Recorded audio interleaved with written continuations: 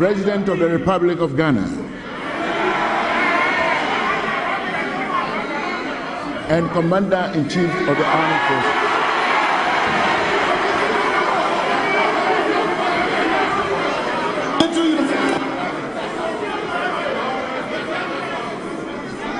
Together with his wife, the First Lady, Mrs. Rebecca Akufo-Addo.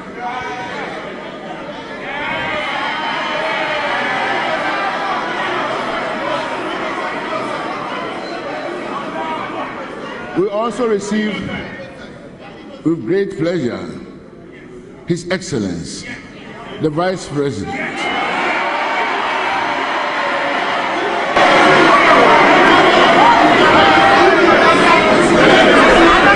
Dr. Alhaji Mahama'S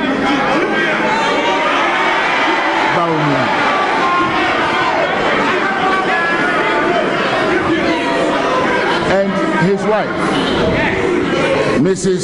Samira Baumia, Second Lady.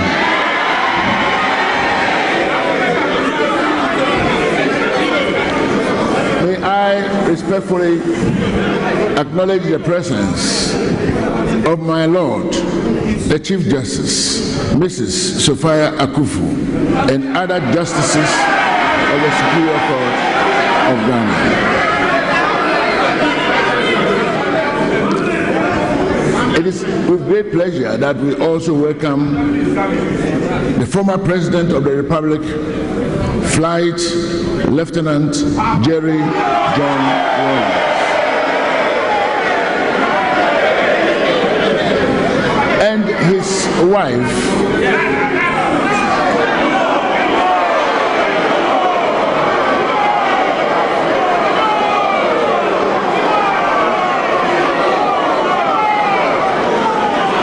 Mrs. Nana Konedu Ajiman Rawlings.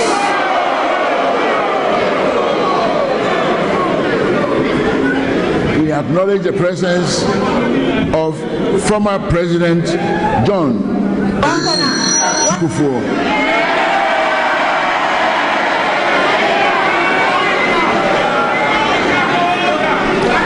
the Chairman of the Council of State of the Republic, and his eminent members.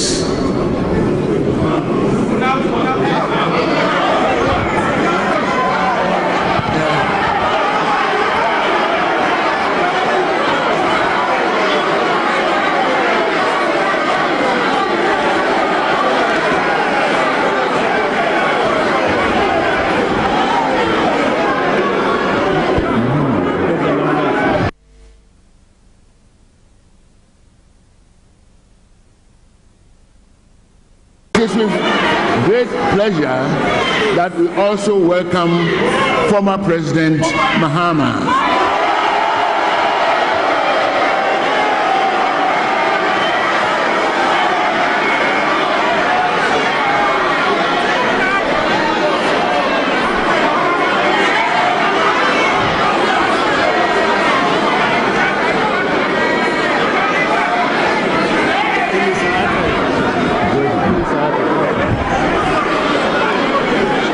As well as Vice President Emisa Atta, former President.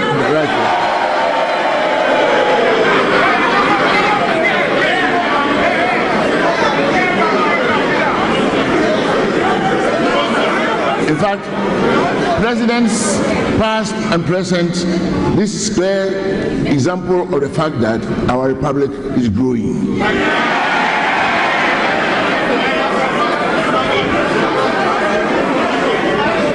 Members and excellencies of the diplomatic corps, traditional and religious leaders, and other eminent citizens of our country, my wife Alberta, distinguished ladies and gentlemen, honorable members, His Excellency the President is in the House this morning in accordance with Article 67 of the Constitution of the Republic of Ghana to deliver his message on the state of our dear nation. On behalf of the leadership, honorable members, and other officers of this honorable House, it is my singular honor to welcome His Excellency, the President, to this House. And now, I respectfully invite Mr. President Nana Addo Dankwa Akufo-Addo to deliver his message on the state of our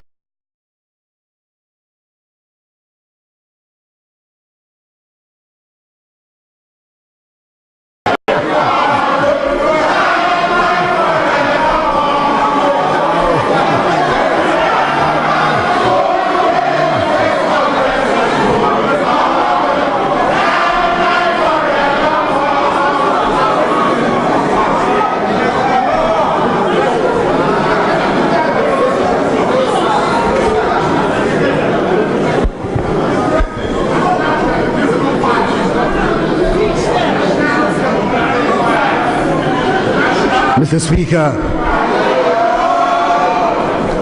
I'm happy to be here again in this august House, a place where I have experienced some of the most memorable moments of my political career and made some cherished friendships across the political divide. I'm glad too that in accordance with protocol and precedent, First Lady Rebecca Akufo-Addo, Vice President Mahama'S Bawumia, Second Lady Samira Bawumia, Chief Justice Sophia Akufo, and the Justices of the Supreme Court, Chairperson Anutu Sribo II, and members of the Council of State, Chief of Defense Staff, Lieutenant General O.B. Akwa, Inspector General of Police David Asante-Apietu, and the service chiefs are all present. Mr. Speaker, the House is duly honored by the welcome attendance of the former Presidents of the Republic, Their Excellencies Jerry John Rawlings, John Agyekum Kufuor, and John Dramani Mahama. His Excellency, the former Vice President Parkwesi Amisa Arthur, and former First Lady, Her Excellency Nana Konadu Agyeman-Rawlings.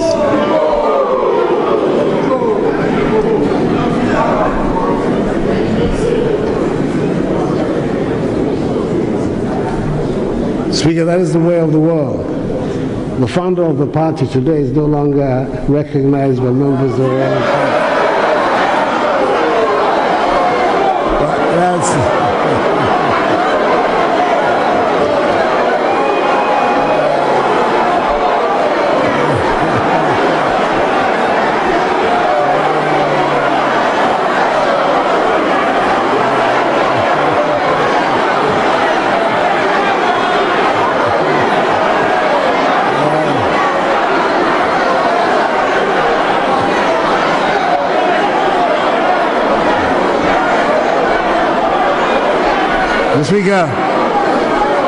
Mr. Speaker, I came a year ago. I came as our newly elected president into a house where everybody was trying to get used to new positions. There was a large number of fresh entrants trying to find their feet as the new honorable members. There were the hitherto minority members trying to get used to being members of the majority. And then there were the former members of the majority trying to get used to their new role as members of the minority. The House had a new Speaker who was beginning to fit seamlessly into his new role. A year later, we can safely say that none of us turns around in surprise when addressed by our new titles. We're all used to the reality made possible by the expression of the free will of the Ghanaian people on December 7th, 2016. Mr. Speaker, at the beginning of each session of Parliament, the President has a duty to come to this House, as I have done today, to satisfy the constitutional requirement of delivering to Parliament a message on the state of the nation. That is to report on how our nation is faring after this year of change, and to share the prospects we can look forward to in the year ahead. I would like to start by expressing my sincere gratitude to the House. When I told you I was in a hurry, you promptly rose to the challenge. You assisted me to appoint my excellent team of ministers and constitute the government in record time. I understand that since the inception of the Fourth Republic, this, the seventh, has been the busiest Parliament. You've had 140 days of sittings, and I'm told no Parliament in this first session has done more than 130 days. This is to the collective credit of members on both sides of the House and your respective leaderships, with the backing of the Right Honourable Speaker and his deputies. In the process, this Parliament has passed a number of bills relating to my flagship programs. Again, I'm told it is a first in the Fourth Republic. The flagship programs, and in this case as many as 5, have been passed in the first year of the government. I'm grateful and look forward to our continuing to work together to make our nation, Ghana, great and strong. Mr. Speaker, I believe that last year when I came to the House, I conveyed my dismay at the full extent of the economic mess in which our nation was mired. We had inherited an economy that was in distress,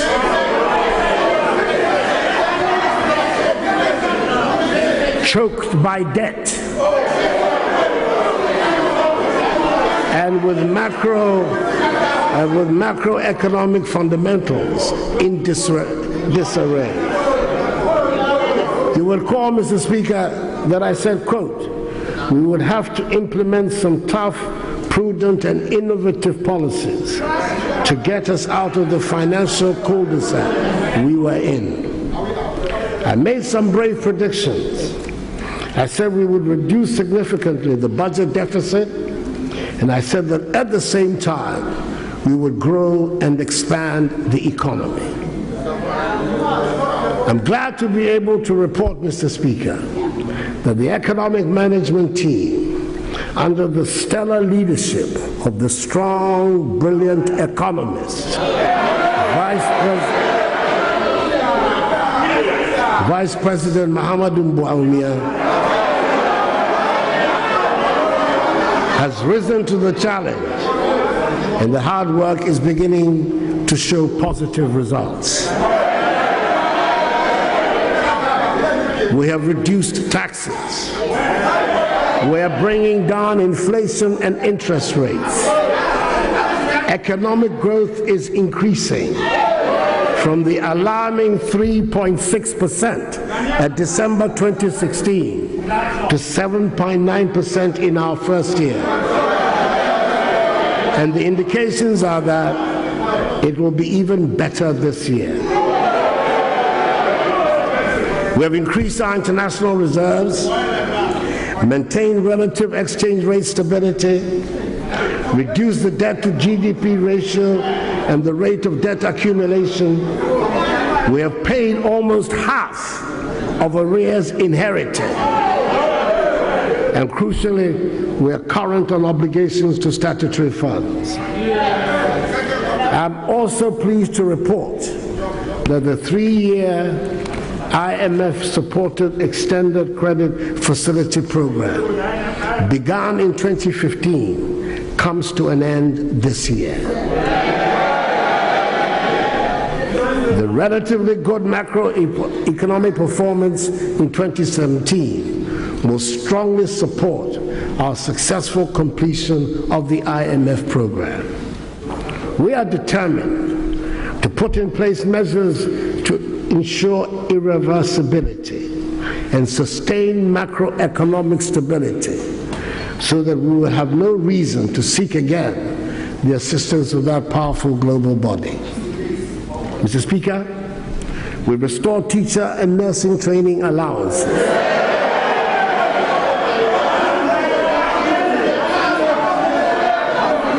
We have doubled the capitation grants. And to confound the skeptics and professional naysayers, we have implemented free senior high school education.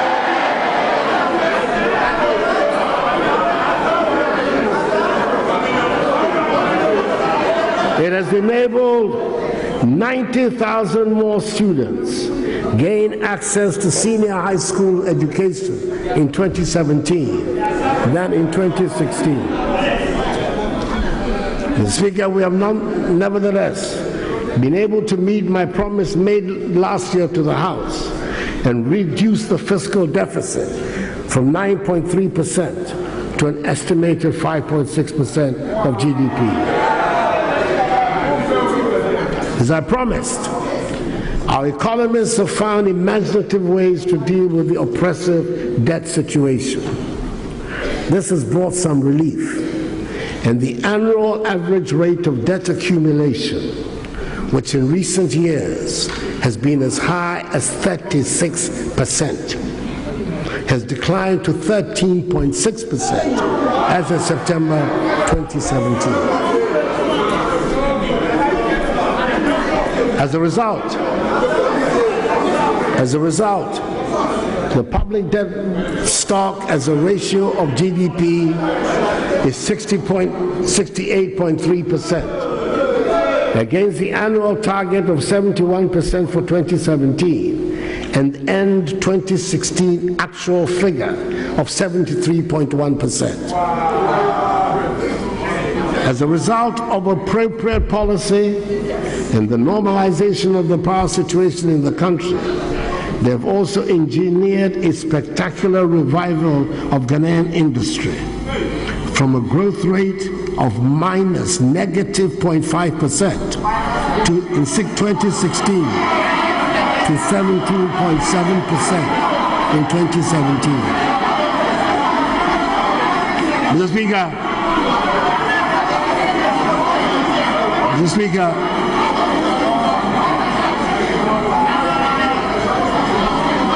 I do not suggest in any way that these headline-grabbing figures mean we're anywhere near resolving our economic problems. I am saying, to borrow the language of the economists, that for the first time in a long while, our macroeconomic fundamentals are solid, and all the critical indices are pointing in the right direction. And the world is taking notice of Ghana's economic strides. Earlier in January, the World Bank stated that Ghana's economy will probably grow by 8.3% this year, which could make it the fastest growing economy in the world. And then last week, Bloomberg described Ghana's stock exchange as the best performing stock exchange in the world for January 2018. The report illustrated how the Ghana Stock Exchange Composite Index has gained 19% since the start of the year in dollar terms, ahead of the Nigerian, Chinese, and Brazilian stock markets. Ken Oforiatta, the finance minister,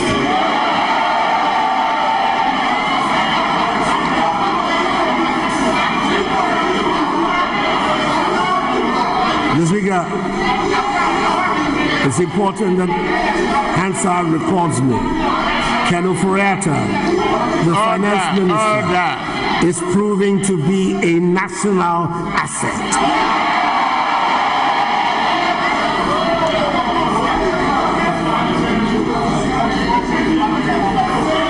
I know that when it comes to the economy, many of us have very low tolerance for what we consider as boring figures.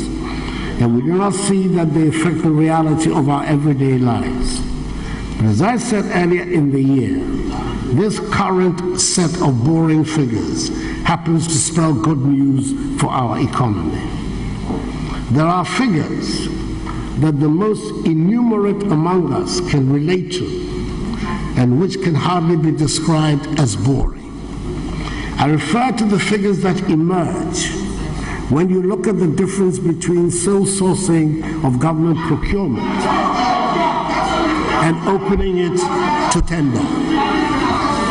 In 2016, the Public Procurement Authority had 622 sole source requests.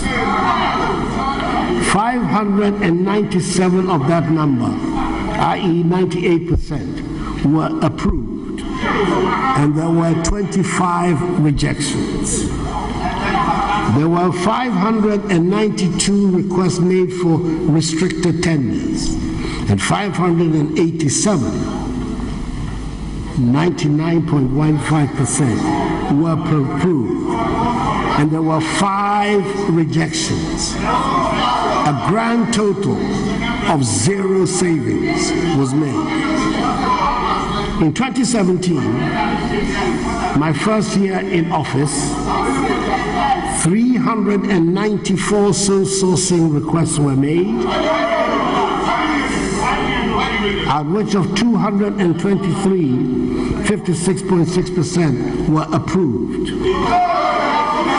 and 171, 43.4%, rejected. There were 346 requests for restricted tenders, out of which 167, 48%, were approved, and 179, 15.2%, 52%, rejected. Now here is the interesting part. The savings made over the year as a result amounted to some 800 million cedis. Mr. Speaker, the savings are spectacular and the figures are impressive. And as my old mathematics teacher, and I suspect everybody else's mathematics teacher would say, you cannot argue with figures.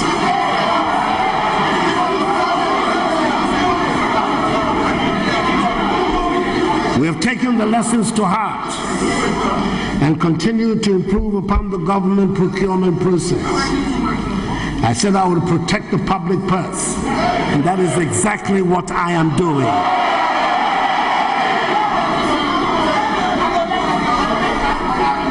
Mr. Speaker, I believe it bears repeating here that thanks to these boring figures, for the first time in a long while, we've been able to provide better budgetary support for the constitutionally mandated institutions that hold government accountable, i.e. Auditor General, Parliament, Judiciary, Ministry of Justice, Commission on Human Rights and Administrative Justice, the Economic and Organized Crime Office, and the police.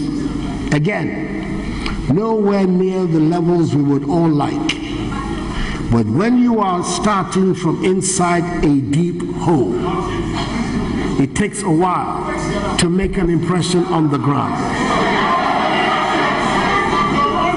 And the good thing is that we are pointing in the right direction.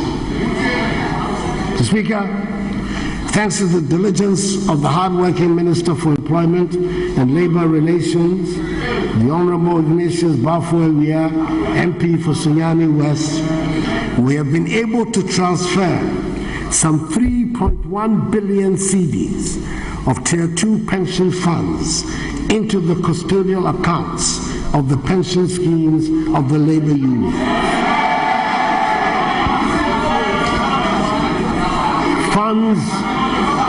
Funds that have been outstanding for 6 years and about which the labor unions have been loudly complaining.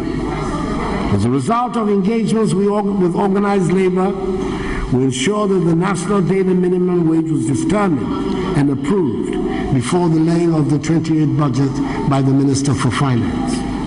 And happily, Mr. Speaker, there were no strike actions last year. We will continue the constructive dialogue with organized labor to find mutually satisfactory solutions to their concerns in order to guarantee industrial peace. Mr. Speaker, we're therefore able to say with confidence that we are creating the atmosphere needed for the creation of jobs, easily the most urgent problem that faces the government and the nation.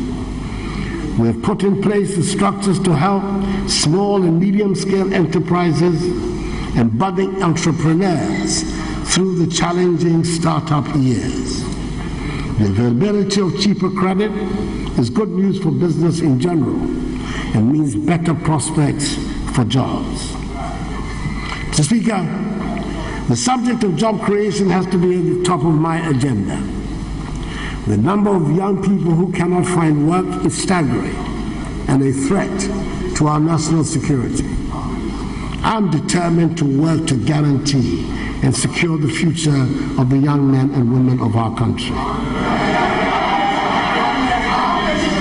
Every major policy that my government has implemented in the past year has been essentially about the youth. We will equip the youth with the skills that will enable them to be productive. As a start, this government has established the Nation Builders Corps to employ 100,000 young persons in 2018 alone to assist in public sector delivery in health, education, agriculture, sanitation, and the revenue collection department of the Ghana Revenue Authority. Stakeholders have had a series of meetings on this policy, and the modules have been designed for each of the designated areas. The details are currently being fine-tuned, and next month, this policy will formally take off to join the other youth employment initiatives. Just this morning, the respected senior minister, Ya Osafo Mafo, launched the Digital Marketing and Entrepreneurship Program at the Accra Digital Center. This program, with 10 regional training centers, has already recruited 3,000 young unemployed people to undergo a 3-month, all expenses paid training. Mr. Speaker, whatever be the case, Hansard will record me, whatever be the case.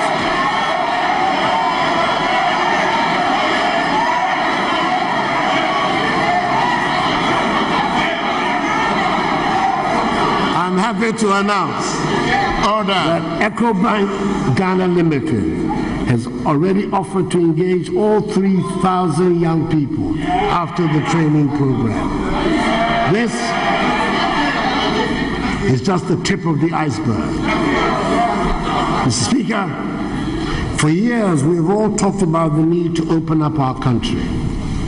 We have all acknowledged that we cannot hope to develop and transform our nation until we do so. And economic and administrative activities are spread around and not restricted to the capital in Accra.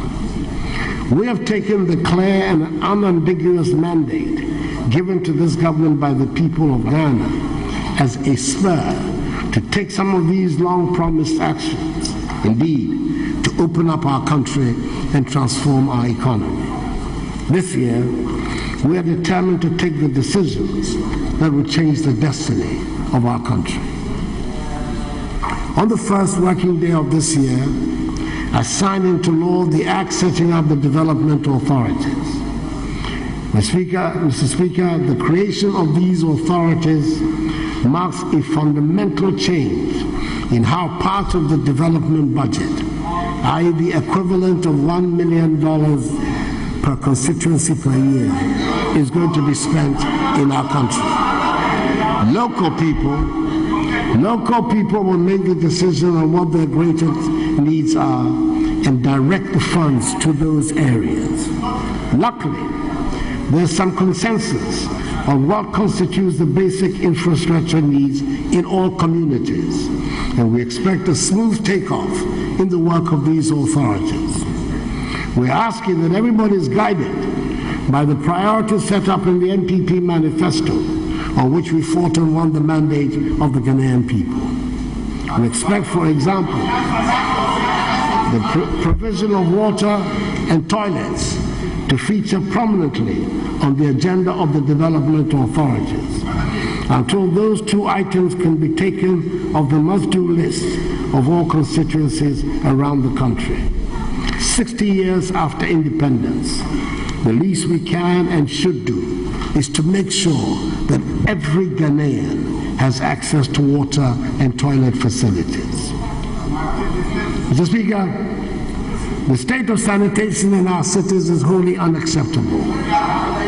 Our cities have been engulfed by filth. There's the urgent need for public authorities to find means of making our cities clean. And in the case of Accra, fulfilling my pledge, one of the most ambitious of my presidency, to make it the cleanest city in Africa by the end of my term.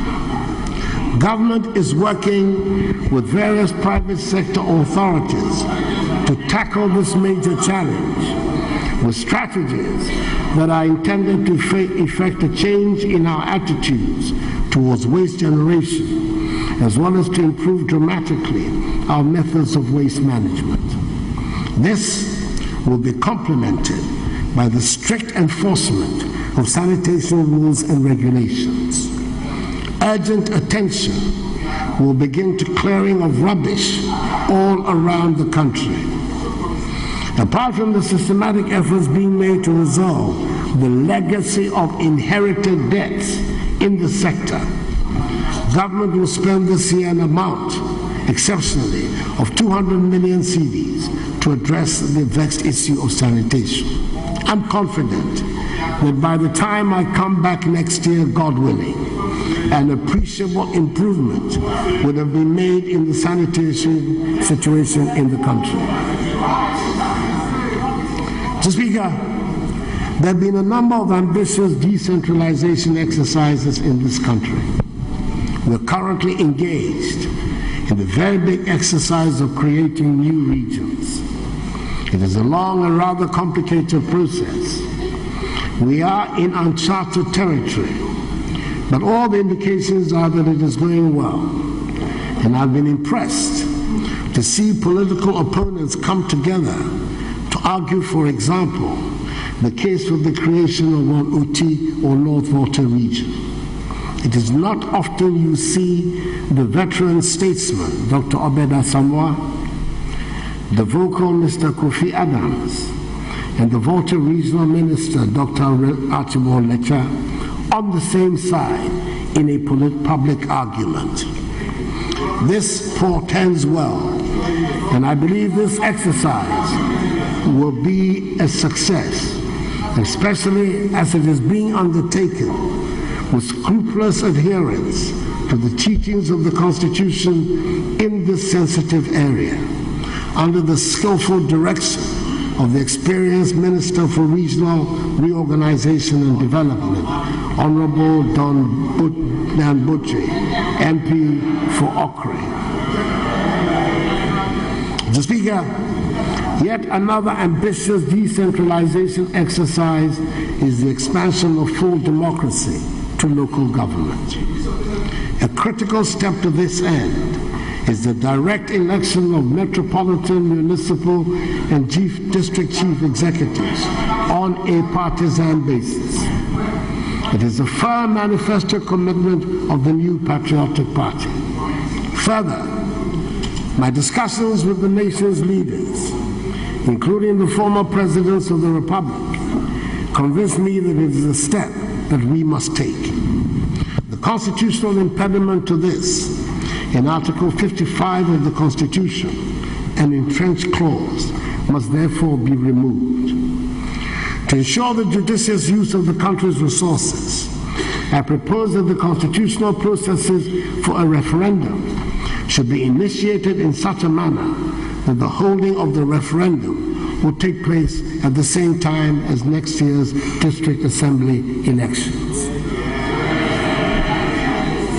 If successful, the outcome of the referendum will mean that the current set of MMDCEs will be the last batch of chief executives to be appointed under the current system. I have no doubt that the resourceful Minister for Local Government and Rural Development, Hajia Alima Mahama, MP for Narerigu Gambaga, will be able to shepherd this process to a positive conclusion. Mr. Speaker, I'm convinced that the creation of new regions alone would not open up our country. That would not on its own convince our young people that they do not have to come to Accra to make a living. We have to improve upon this transportation system so that no part of this country feels cut off or can be deemed too far from the center. That is one of the most effective ways to stop the unsustainable rush to Accra. Traffic jams and overcrowding are making our capital unattractive. There are certain inconveniences that people adjust to. Traffic jams are not one of them. We're spending too much time stuck in traffic. It is unproductive, it is not healthy, and it is expensive. I fear that one of these days, one more car will join the madness on the roads in Accra, and our city will be completely gridlocked. Mr. Speaker, we have to build the roads to open up and link up the various parts of the country. Journey times between parts of the country have to be reduced. It is a shame that almost 7 years or so after work had started on the Eastern Corridor roads, 7 years or so after work had started on the Eastern Corridor roads, we are nowhere near completion. We are nowhere near completion.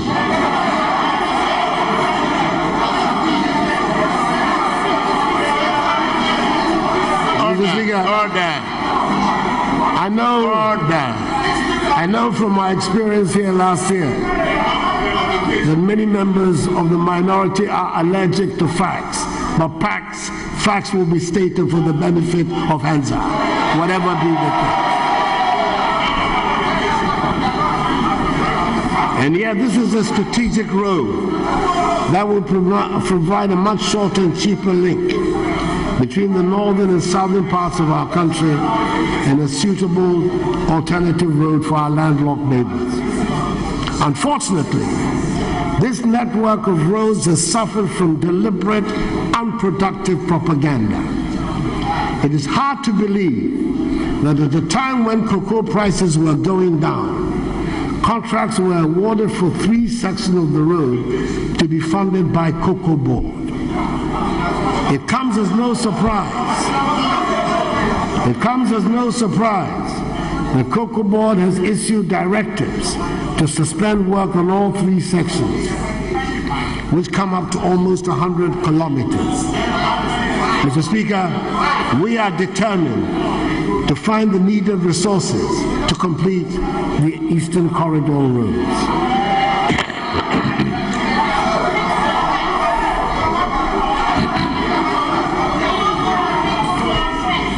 As I have heard it said amongst the others, that which is important, you cook in an important pot.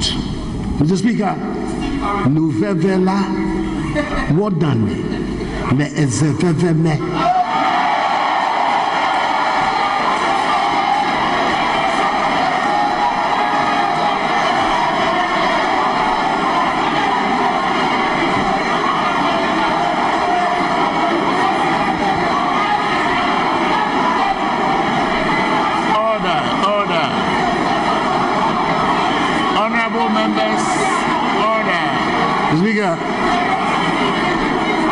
The members of the House from the Volta region may want me to repeat that for the record.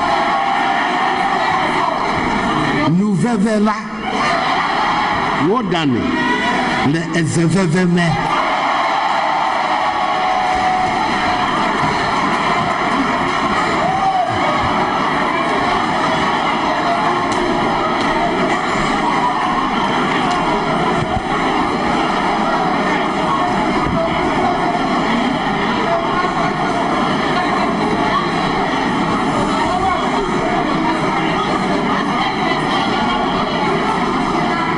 Mr. Speaker, there's a crying need for work to be done on all our roads. The Western Corridor, the Central Corridor, trunk roads, feeder roads, town roads around the country all require urgent attention.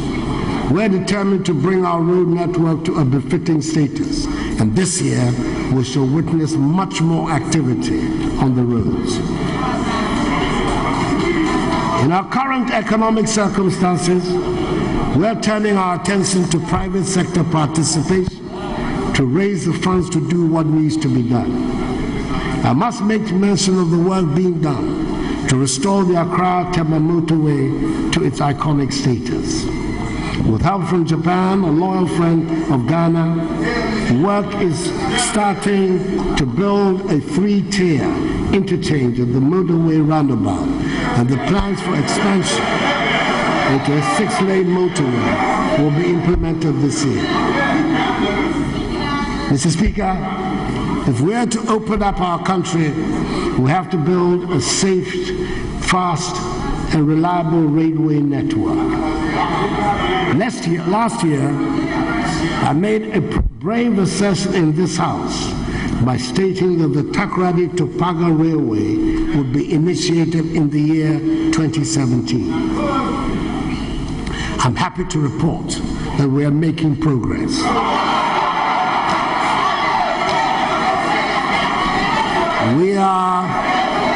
We are in the final stages of agreeing with a significant investor the terms of a BOT agreement from Takoradi to Kumasi, which will be presented to Parliament this session. There's already a contractor on site for the construction of the Kojo Krom to Manso section of the Takoradi to Kumasi Railway. The process has commenced also to select a suitable partner for the construction of the Eastern Line from Accra to Tema to Kumasi. We aim to break ground this year.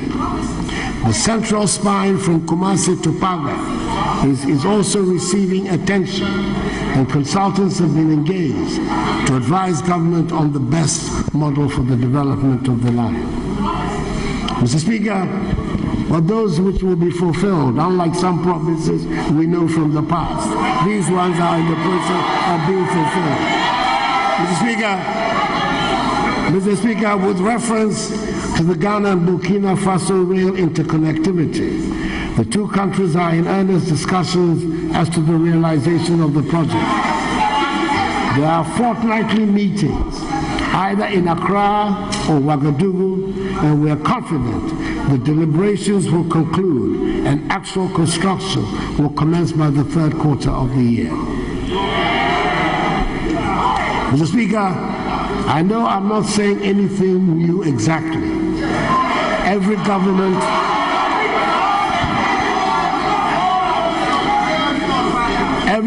has said it, and it has been in every plan we have drawn up in this country since independence. But the difference this time, Mr. Speaker, is that we have started, and the dream of a modern railway network in our country will become a reality during the tenure of this administration.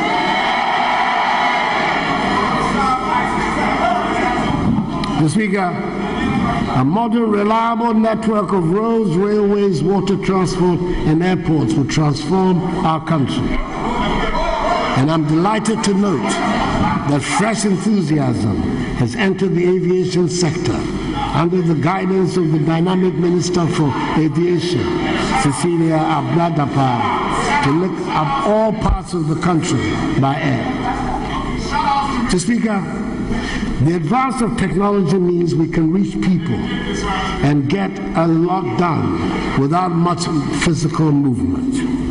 The cyber population that is busy on Facebook, Twitter, Instagram, WhatsApp, and other social media outlets will testify that Ghana is very much part of the virtual world and its activities. More and more of us are banking and paying our bills online. A wealth of knowledge and information is now available on the net to make teaching and learning easier. We're working to make the child that sits in a classroom have the same opportunity in Zebula, have the same opportunities as the child in a classroom in Ridge Accra. In their own way, these modern communication tools are opening up our country and the world to all of us. The start of the digital address system, the introduction of paperless transactions at our ports, the rapid and continuing spread of broadband services are all helping to formalize and modernize our economy, thanks to the creative leadership of the intrepid Minister for Communications, the Honorable Ursula Owusu-Ekufo, MP for Ablekuma West. Furthermore, subsequent to cabinet approval, the framework agreement between Ghana and the Republic of Mauritius for an initial investment in the development of the technology park in Dawa in the Greater Accra region has been ratified by Parliament for implementation to begin. Unfortunately and predictably, a whole new set of dangers of cyber insecurity and fraud have emerged with these modern tools. We're working to strengthen cybersecurity, to build confidence and protect the use of electronic communications in national development, and ensure that our young, technologically savvy people would keep Ghana firmly in the exciting IT economy and its many opportunities. Speaker, we need an educated and skilled workforce to be able to operate the modern economy we are creating. The free SHS is a start towards this goal. Excuse me. It is a policy that has come to stay. We are reforming the school's curricula to deal with the weaknesses in our education system and lay greater emphasis on science, technology, engineering, mathematics, reading, history, and technical and vocational schools. And look at the national budget. We'll tell you that we are spending a lot of money in education. Excuse me.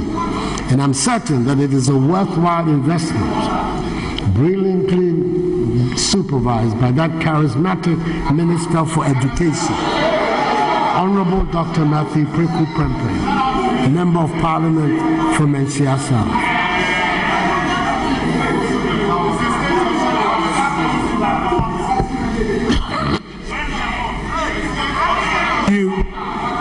Also important that the reform of our school's curricula should instill in our youth respect for the traditional values of discipline, fellow feeling, hard work, honesty, integrity, and patriotism, without which no healthy social development can occur. In much the same way, we do not compromise on the health of the population. We have cleared a substantial part of the debts and arrears that were choking the National Health Insurance Scheme.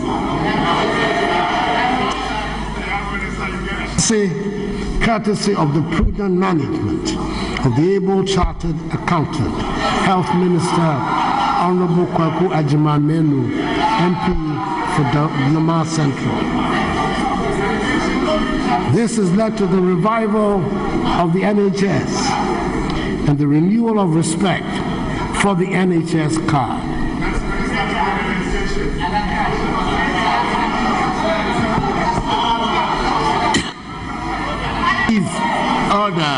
The health needs of our people are being better served. Moreover, as we work to open up the country, I hope that our efforts at improving the conditions of work for health workers will be appreciated, and there will no longer be the reluctance to serve in some parts of Ghana. Speaker, in line with our commitment to building a fair and inclusive society, we promised last year to increase the share of the District Assembly's Common Fund to persons with disabilities from 2% to 3%, and we delivered. Effective July last year, the policy of ensuring that 50% of the persons who manage the country's toll booths are persons with disabilities started. Nonetheless, we are determined to address the other concerns of persons living with disabilities. A healthy nation, Mr. Speaker, is a well-fed nation. For generations, we have been known Ghana's reliance solely on rain-fed agriculture. This means the slightest change in the rainfall pattern exposed our farmers to the loss of a season's harvest. It is a disgrace that we have had to rely on our Sahelian neighbors to make up the deficit in foods, such as vegetables. This year, the One Village, One Dam project starts full operation. It is a simple, low-tech project, but these dams will make a big difference to all our lives and the livelihoods of our farmers. Already, many of the little dams that have been abandoned have been rehabilitated and brought back into use. A deliberate and specific intervention to help farmers is paying off. Our farmers can see that the government is putting resources to back up the usual words. The 50% subsidies on fertilizer and the increase in the provision of extension services are making a great difference to the performance of Ghanaian agriculture.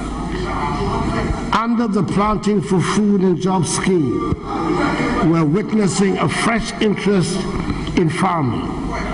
The success of the first year has encouraged us to increase the scope of the program, and this year, some 500,000 farmers will be signed up from the figure of 200,000 last year.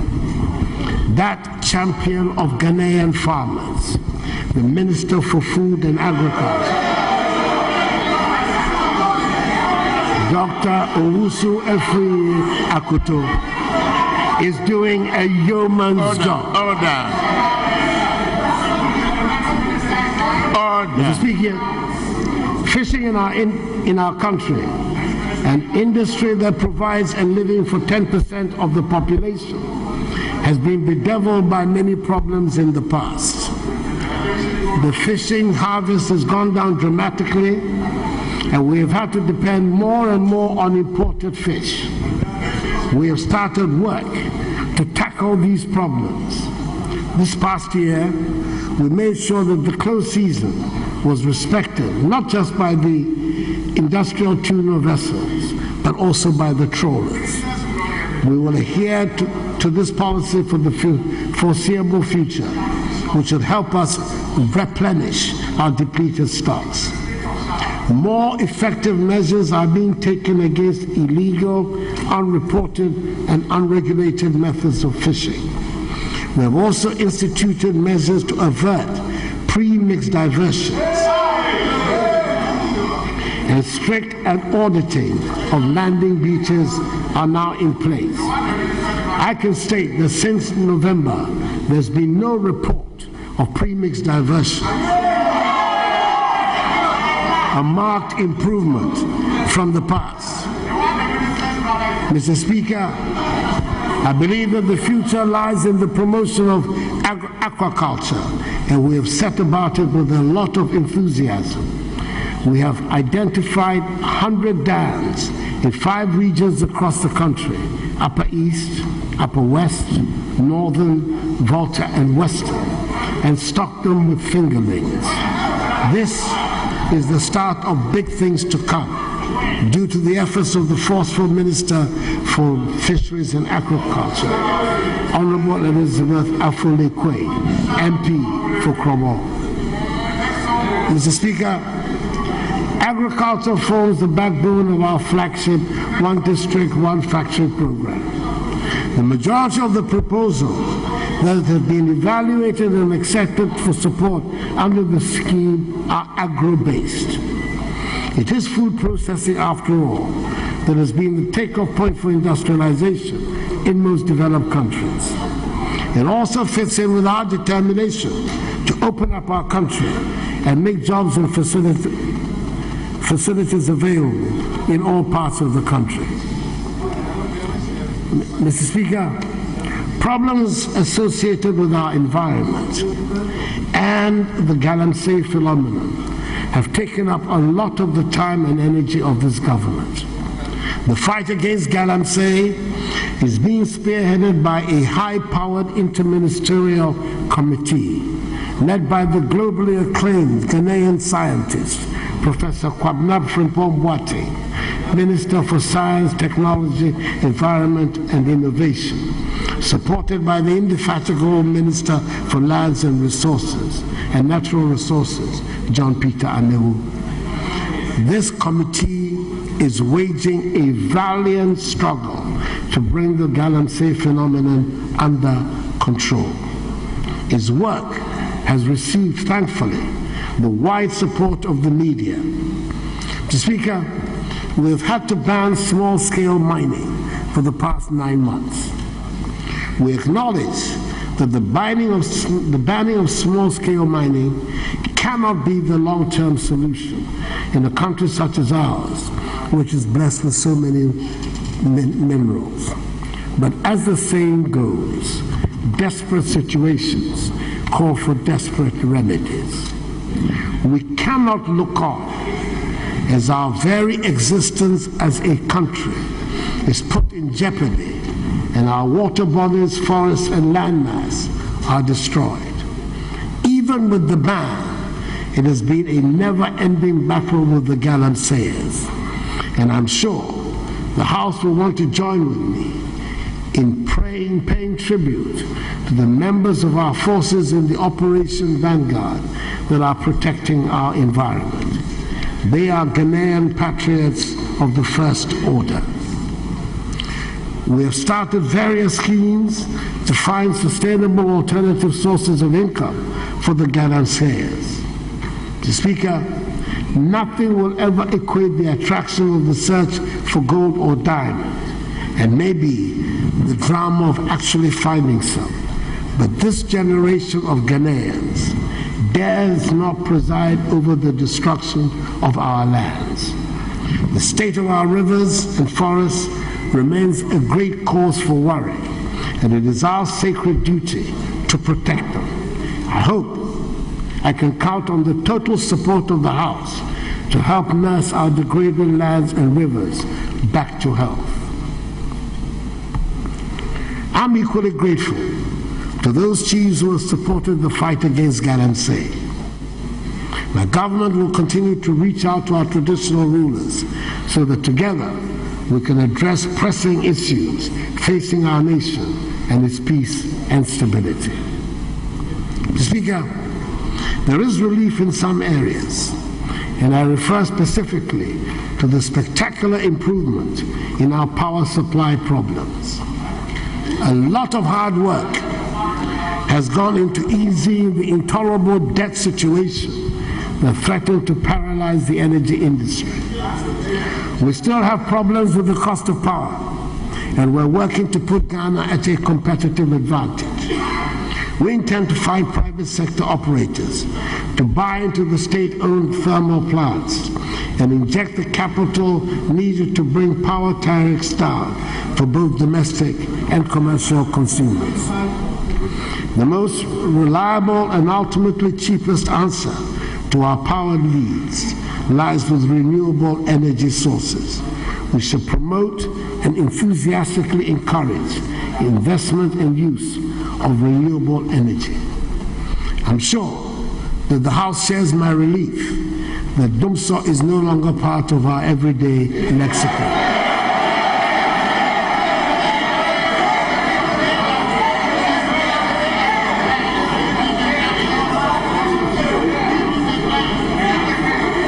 Long may it say so, as we applaud the tireless efforts of the Minister for Energy, Energy Minister Boache Ejaku.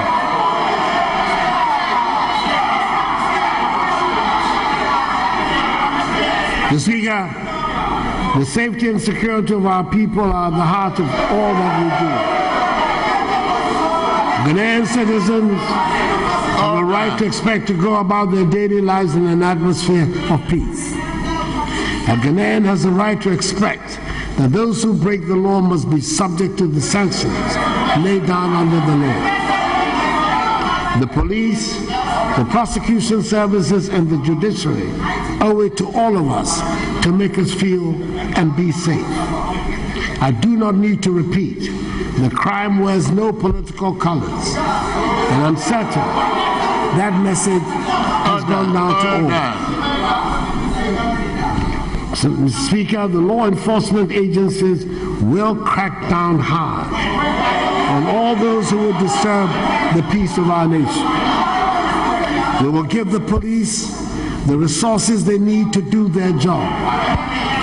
An initial amount of 800 million cedis is being made available to procure and supply within the next 6 months critical modern policing equipment and gadgets to enhance the capacity of the police to enforce law and order, including 1,000 vehicles, motorbikes, and